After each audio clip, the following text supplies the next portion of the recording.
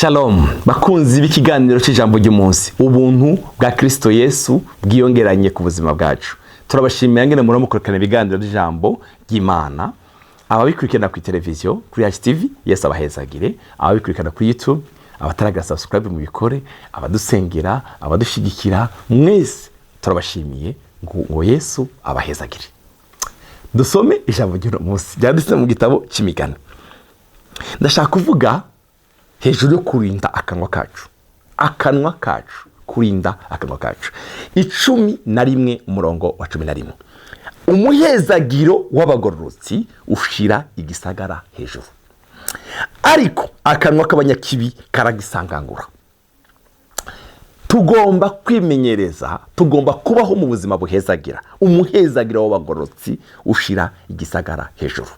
Bene data, ntitugonze iki ni ikintu kibi cyane cyo kuvuma aho uba, aho utuye, ivyo uri kurabona. Abana bawe turakeneye umuhezagiro. Urakeneye kubaho ubuzima buhezagira. Ubuzima buhezagira nibyo bigombye kuba mu kanwa kawe, kuko ivyo uvuga birakurikira. Umuhezagiro w'abagororotsi ushira igisagara hejuru, ariko akanwa k'abanyabyaha karagisangangura. Hariho abantu benshi babayeho mu buzima bubi kubera akanwa kabo, kubera ivyo biva mu kanwa kabo. Tugomba kwiyatura ko amajambo meza, kwatura amajambo meza ku bw'igihugu cyacu, ku bw'imiryango, ku bw'abana. Ibi bigomba kuba ubuzima bwacu bwa minsi yose. Umuhezagiro w'abagororotsi ushira igisagara hejuru. Ndakwifurije buno buzima, wirinde kuguma uvuga amajambo apfuye. Igice 21 umurongo wa 23 mu migani haravuga ngo urinda akanwa kiwe n'ururimi rwiwe, umutima we aba urinze amagorwa. Wifuza ko umutima wawe wamunezerewe, rinda ungene uvuga, rinda ururimi rwawe. Urinda akanwa ki n'ururimi rwiwe, umutima we aba urinze amagorwa. Hari abantu benshi bari mu magorwa, bajanywemwo n'akanwa kabo, bajanywemwo nizo bavuga. Hari abana benshi bari mu magorwa kubera amajambo mabi y'abavyeyi babo.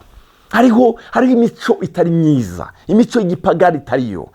Bene data, yo kwirirwa kumuvuga ibintu bya negative gusa, ugutuka abana ntacu uzovamwo, urakavuna umuheto, ibitutsi urumva ugasanga umwana wawe iyayo majambo yaramukurikiye. Hariho abana benshi twiganye nzi, hariho abantu bari mu buzima bubi kubera iki? Amajambo mabi y'abavyeyi babo, batigeze babona mwiciza, batigeze biyumvira ko arico bazavamwo.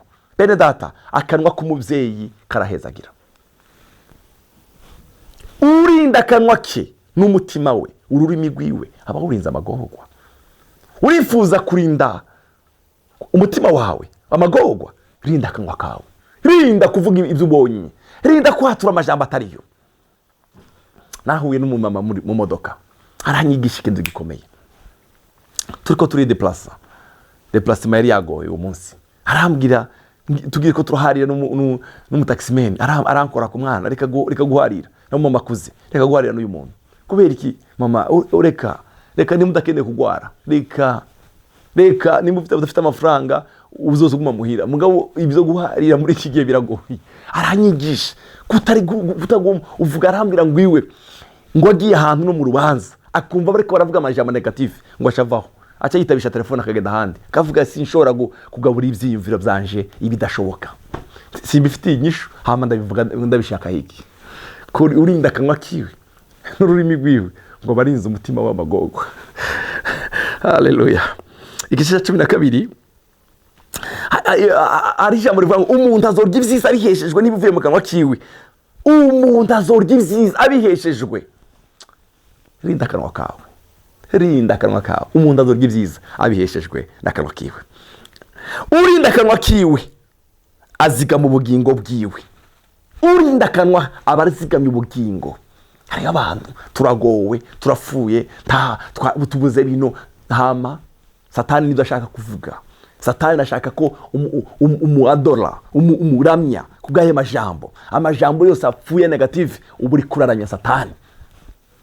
Satani biramutangaza iyo turiko turaramya Imana mu gihe abona ko ari byo dukehaniwe. Imana irakeneye ko tuvuga amajambo twizeye. mu Baheburayo aravuga ngo dukomeze kwatura ibyizigiro byacu ntikunyiganyige. Satani ashaka ko tuvuga ibyo ashaka. Mu izina rya Kristo Yesu tugomba guhezagira, ntitugomba kuvuga urupfu. Hano mu migani aravuga ngo urupfu n'ubugingo bihagaze mu bubasha bw'ururimi, kandi abarakunda bazorya ibyo rwamo. Reka kuvuga urupfu, reka kuba umuvuzi w'urupfu, vuga ubugingo. Atura ubugingo. Abisiraheli bavuye gutata igihugu, bagarutse abagabo 10 bose bavuga amakuru y'incamugongo. Baravuga ngo igihugu twakigezemo kirimo Abanaki bazaturya, barebare. Yoshua na Kalebu barahaguruka barababwira ngo nimbohora aho twishimiye tuzaja muri kya gihugu, kandi bariya banzo bariye bwa mutsima nimuhaguruke tugende. Haleluya. Yoshua na Kalebu, Imana iravuga ngo ivyo numvise bari abagabo bivugiye n'abarya bumvise amajambo yabo nivyo nzabakorera, bazapfira mu butayu. Ariko Yoshua na Kalebu, igihugu mwagezemo, amakuru meza mwavuze muzakigeramo. Kalebu ntabwo yari umwisiraheli, ariko kubw'imvugo nziza yavuze baramuhaye Hebroni. Haleluya. Bene data, twimenyereze kuvuga amajambo meza, twimenyereze kwatura amajambo meza ku bana bacu, ku miryango yacu. Tureke kuvuga amajambo y'urupfu. Mu izina rya Kristo Yesu, Imana iturinde kuvuga amajambo y'urupfu. Twebwe dutangaza ubugingo, twebwe tuvuga intsinzi. Haleluya. Ndakundisha mu ryanse mu Korinto rivuga ngo Imana ishimwe yamidwa gutsinda kubw'umwami wacu Yesu Kristo. Ko dufite Yesu, mureke tuvuga amakuru amajambo aryohera Yesu wacu. Yesu ndakaza yumva turiko turaganya. Iyo turiko turaganya turiko turamwanza Satani. Iyo turiko turavuga turapfuye, turiko turamuramya. Mureke tuvuga amakuru meza. Naho ubona bigoye, vuga ico wizereye. Satani ntaryoherwa n'amajambo uri kuravuga. Zinduka uhezagira umunsi, zinduka watura ibyizigiro by'umunsi, zinduka watura inkuru nziza.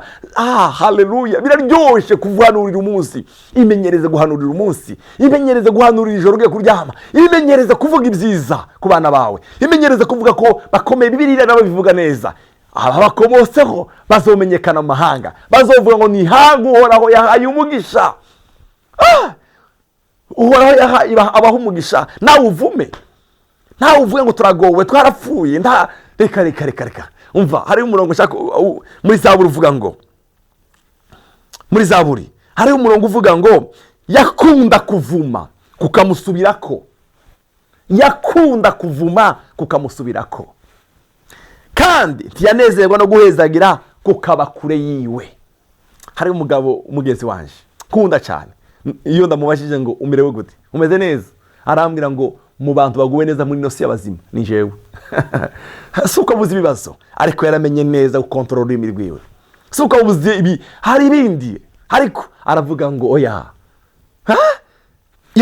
Yavuze ngo yakunda kuvuma kukamusubirako, yakunda kuvuma.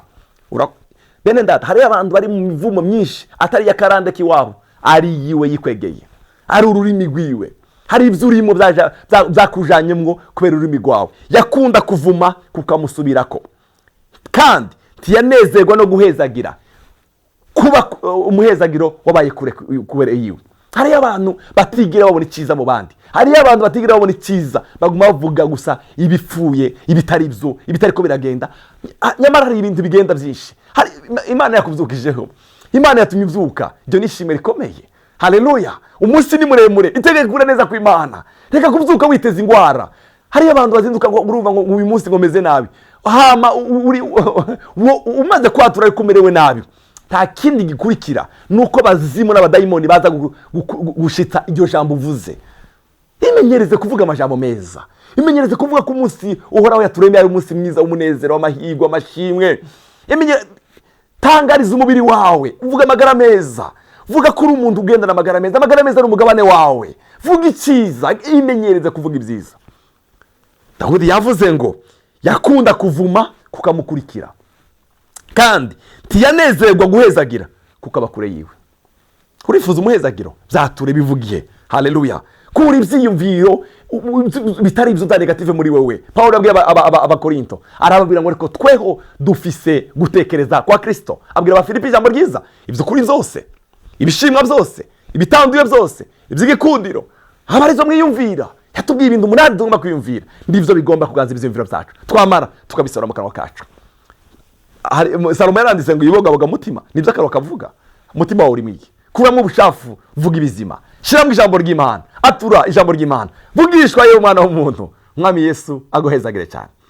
Murakoze cyane. Reka ndabasengere. Mwami Yesu, turakeneye ubuzima bwiza, ubuzima bwuzuye ijambo, ubuzima bwuzuye amasengesho. Turakeneye kwatura amajambo meza, turakeneye kwatura amajambo meza Mwami. Turakeneye ubuzima buvuga amajambo meza. Turinde kuvuga ibyo tubonye ibyo aribyo byose. Twebwe turabanyamugisha, twarahezagiwe, imihezagiro yose yaranduwe mu ijuru muri Kristo Yesu. Haleluya. Turakeneye guhezagira. Turahezagiye umunsi, turahezagiye umuntu wese kuri anumviriza Mwami. Ndahezagiye umuntu wese kuri anumviriza. Ndamwatuye umugisha, ndamwatuye amagara meza, ndamwatuye kwishimwe, ndamwatuye kwindirimbo. Haleluya.